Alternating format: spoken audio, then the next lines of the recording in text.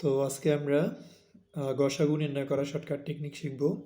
তো যদি হচ্ছে আমাদের এরকম অনেকগুলো সংখ্যা দেওয়া থাকে এবং তাদের গসাগু নির্ণয় করতে বলে, তো আমরা খুব কম সময়ের মধ্যে কিভাবে নির্ণয় করব সেটাই মূলত আজকে আমরা শিখব।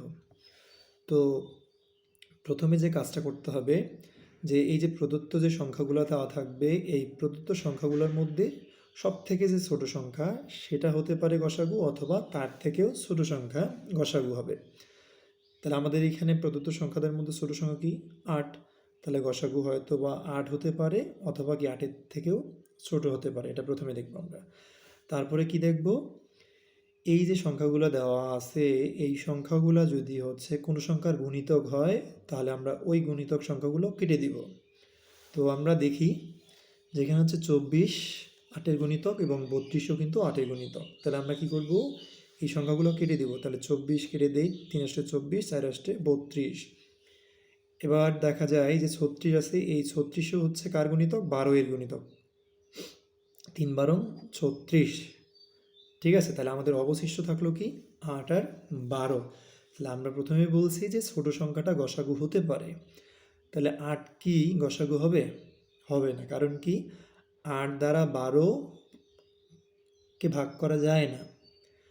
এখন যেটা করতে হবে, এই যে ছোট সংখ্যাটা থাকবে, এই ছোট সংখ্যাটাকে আমরা 2 ভাগ করব, 3 ভাগ করব, 4 ভাগ করব, 5 ভাগ করব, যতক্ষণ না পর্যন্ত এই যে সংখ্যাটা আছে এই সংখ্যাটাকে ভাগ করা যায়। তো আমরা যদি বাড়ি 8কে 2 ভাগ করি, তাহলে 8কে 2 ভাগ করলে কত হচ্ছে, 4 2 8, 4, তাই তো? এবার দেখা যাক এই 4 দ্বারা কি 12 ভাগ করা যায়?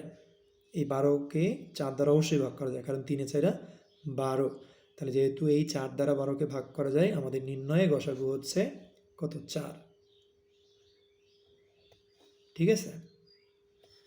আচ্ছা, আমরা আর একটা প্র্যাকটিস করি।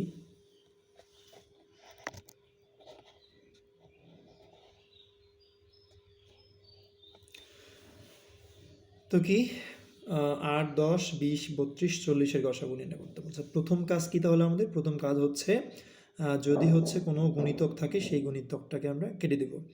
তাহলে 8-এর গুণিতক হচ্ছে কি 4 8 32, 5 8 40। 10-এর গুণিতক কি 10 2 20, তাহলে হচ্ছে এটাও কাটা। তাহলে আমাদের গসাগু কি 8 হতে পারে না, কারণ কি 8 দ্বারা 10কে ভাগ করা যাবে না। তো তারপরে আমরা কি করব, এবার এই যে 8কে 2 ভাগ করব। তাহলে 2 ভাগ করলে কত হচ্ছে, 4 2 8। 4 দ্বারা তো 10কে ভাগ করা যায় না। তাহলে এবার 8কে কী করবো, 3 ভাগ করব। 3 দ্বারা তো 8কে ভাগ করা যায় না। তাহলে 8কে কী করবো, 4 দ্বারা ভাগ করব। তাহলে 4 দ্বারা যদি ভাগ করি, 4 2 8, তাহলে 2। এবার এই 2 দ্বারা 10কে ভাগ করা যায় কি না? অবশ্যই 2 দ্বারা 10কে ভাগ করা যায়। 5 2 10। তাহলে 10, এই 2 হচ্ছে আমাদের নির্ণয় কি, গসাগু। তো যদি বুঝে থাকেন, এই নিচের যে অঙ্কটা দেওয়া আছে আপনারা নিচের অঙ্কটা করবেন। 12 14 18 24 28-এর গসাগু, সেটা কমেন্ট বক্সে অবশ্যই জানাবেন।